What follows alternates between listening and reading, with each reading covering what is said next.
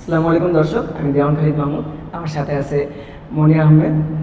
আমরা আজকে কথা বলবো দর্শন সম্বন্ধে। আসসালামু আলাইকুম মনির। ওয়ালাইকুম আসসালাম। কেমন আছেন আপনি? হ্যাঁ, আমি ভালো আছি। আপনি ভালো আছেন? জি আছি, আলহামদুলিল্লাহ। আচ্ছা, আজকে আমাদের মূলত বিষয়টা কি আপনারা যদি একটু দর্শকদের বলতেন। হ্যাঁ, আজকে আমাদের মূলত আলোচনার বিষয় হলো দর্শন, রেপ সম্পর্কিত আলোচনার বিষয়। আচ্ছা, আমরা মূলত ধর্ষণ বলতে কি বুঝি?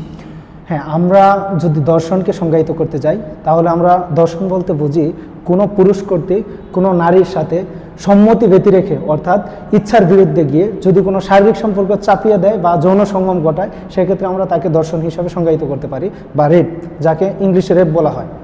আচ্ছা, এখানে যে সংজ্ঞা দিলেন আপনি, ওই ব্যতীত এখানে কি কোনো কন্ডিশন আছে আইনি অনুযায়ী? হ্যাঁ, আমরা দর্শনটা যদি দেখি তাহলে আমরা দেখতে পারি দর্শনটা আমাদের ফৌজদারি আইন অনুযায়ী একটা দণ্ডনীয় অপরাধ, সাথে এটা মানবাধিকার লঙ্ঘনকারী একটা অপরাধ।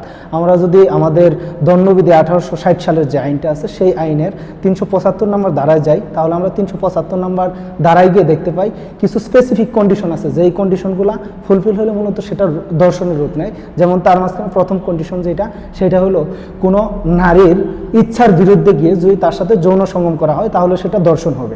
2 নম্বর কন্ডিশন সেইটা হলো কোনো নারীকে তার সম্মতি ব্যতি রেখে তার উপর কোনো কিছু চাপিয়ে দিয়ে যদি তার সাথে শারীরিক সম্পর্ক বা যৌন সঙ্গম করা হয় তাহলে সাধারণত আমরা সেটাকে দর্শন বলি। আর 3 নম্বর কন্ডিশন হলো যখন কোনো নারীকে গ্রিভিয়াস হার্ট বা হার্টের বিষয় চাপিয়ে দিয়ে তার কাছ থেকে জোরপূর্বকভাবে সম্মতি নিয়ে তার সাথে শারীরিক সম্পর্ক বা যৌন সঙ্গম করা হয়, তখনও সেটাকে আমরা দর্শন বলে থাকি। আর 4 নম্বর যে বিষয়টা আমরা বলতে পারি সেটা হলো একটা প্রতারণার বিষয়, অর্থাৎ যে পুরুষটা শারীরিক সম্পর্ক করতেছে সে জানে যে সে ওই নারীর হাজব্যান্ড নয়, কিন্তু সে ওই নারীকে প্রতারণার ফাঁদে ফেলিয়ে নারীকে বিশ্বাস করিয়েছে যে সে তার হাজব্যান্ড। মূলত এই 4টা ক্রাইটেরিয়ায় আমরা যদি পরে সেটাকে আমরা রেপ বা দর্শন হিসেবে সংজ্ঞায়িত করতে পারি বা আখ্যায়িত করতে পারি। আচ্ছা দর্শক, তাহলে আমরা কন্ডিশনগুলো শুনলাম। আচ্ছা, মূলত আমি আরেকটা বিষয়ে আপনার কাছে জানতে চাচ্ছি, যেটা হচ্ছে কোনো নারীর যদি সম্মতি থাকে তারপরেও কিছু ক্রাইটেরিয়া আছে যেখানে আমরা বলতে পারি যে সেটা ধর্ষণ হয়েছে। হ্যাঁ, আমরা যদি দণ্ডবিধি আইনের 1860-এর 375 দ্বারাই সরাসরি 5 নম্বর ক্রাইটেরিয়া সেটাই বলা আছে যে নারীর বয়স যদি 14-র নিচে হয় সেক্ষেত্রে সেই নারীর সম্মতি থাকুক বা না থাকুক তার সাথে যদি যৌন সঙ্গম করা হয় তাহলে সেটা দর্শনের পরিণত হয় বা দর্শনের রূপ নেয়। আচ্ছা, তো মূলত এখানে শাস্তির বিধানগুলো কি কি আপনারা যদি একটু আমার সাথে আমরা যদি দণ্ডবিধি 1860 সালের আইনের 376 দ্বারা লক্ষ্য করি, সেখানে আমরা স্পেসিফিকভাবে দেখতে পারি যে দর্শনের শাস্তির কথা বলা আছে। সেখানে সরাসরি বলা আছে যে কোনো পুরুষ যদি কোনো নারীর উপর দর্শন চাপিয়ে দেয় সেক্ষেত্রে সেই পুরুষ সাধারণত যাবজ্জীবন কারাদণ্ড বা 10 বছরের যাবজ্জীবন কারাদণ্ড অথবা 10 বছর কারাদণ্ড সাথে অর্থদণ্ড দণ্ডিত হতে পারে। আচ্ছা, এখানে পেনাল কোড বাদে অন্যান্য কি কোনো আইনের সাথে এটা সামঞ্জস্য আছে? হ্যাঁ, শাস্তি দেওয়া যাবে।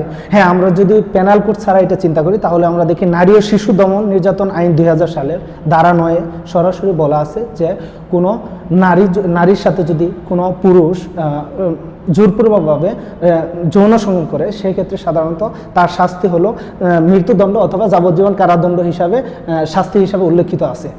আচ্ছা, এখন তাহলে আমরা তো জানি পেনাল কোড কমন ল, আর ওইটা আপনি যেটা বললেন নারী শিশু, ওইটা স্পেশাল ল, তো প্রিভেল করবে কোনটা শাস্তির ক্ষেত্রে? আমরা জানি কখনো যদি কোনো সাবঅর্ডিনেট ল এর সাথে স্পেশাল ল এর কনফ্লিক্ট হয় সেক্ষেত্রে সবসময় স্পেশাল লটা প্রিভেল পাবে। অর্থাৎ সাবঅর্ডিনেট ল এর সাথে যদি কখনো কোনো বিতর্ক সৃষ্টি হয় তাহলে অবশ্যই নারী ও শিশু নির্যাতন দমন 2000 সালে যে আইনটা আছে সেই আইনটি অবশ্যই প্রাধান্য পাবে। আচ্ছা, তাহলে আপনি বলতে চাচ্ছেন ধর্ষণের ক্ষেত্রে এখানে শাস্তির বিধান যেখানে দেখা হয়েছে ওইখানে পেনাল কোডের বদলে নারী ও নির্যাতন শিশু দমন আইন বেশি ইফেক্টিভ হবে এবং ওটার মাধ্যমেই শাস্তি পাবে। তো এই বিষয়ে আপনার আর কিছু বলার আছে? হ্যাঁ, আমরা যদি নারী ও শিশু নির্যাতন দমন আইন 2000 বা পেনাল কোড 1860 সালের কোনো ল্যান্ডমার্ক কেস বিবেচনা করি, যেটা সাধারণত প্রেসিডেন্ট বা নজির হিসাবে না হয়, এমন কেসকে যদি আমরা বিবেচনা করি তাহলে আমরা 51 DLR-এর 1999 সালে একটা কেস দেখতে পারি। সেটা হলো আশরাফ আলী ভার্সেস স্টেট। এই মামলায় আশরাফ আলী মূলত একটা নাবালিকা শিশুকে শারীরিকভাবে জোরপূর্বকভাবে তাকে রেপ করার পর যখন নিম্ন আদালতে এটা বিষয়ে মামলা হয় তখন নিম্ন আদালত থেকে আশরাফ আলীকে অভিযুক্ত হিসাবে আখ্যায়িত করে। পরবর্তীতে আশরাফ আলী যখন হাইকোর্টে গিয়ে আপিল করলে আপিলের আপিলের মাঝে প্রধান বিচারপতি এটার বিষয়ে যে ডিসিশনটা দেয় সেটা হলো আশরাফ আলী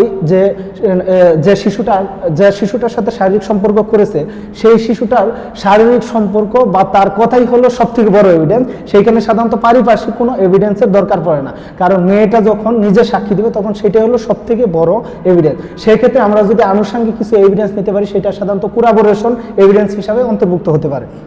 আচ্ছা, তাহলে দর্শক আজকে আমরা মূলত জানলাম ধর্ষণ কি, ধর্ষণের সংজ্ঞায়িত করছেন আমাদের মনির। তারপরে আমরা বিভিন্ন আইনি পারিপার্শ্বিক শাস্তির ব্যবস্থা কিভাবে আছে, কমন ল এবং স্পেশাল ল এর মধ্যে কোনটা প্রিভেল করবে, শাস্তি কিভাবে পাবে ওইটা জানতে পারলাম।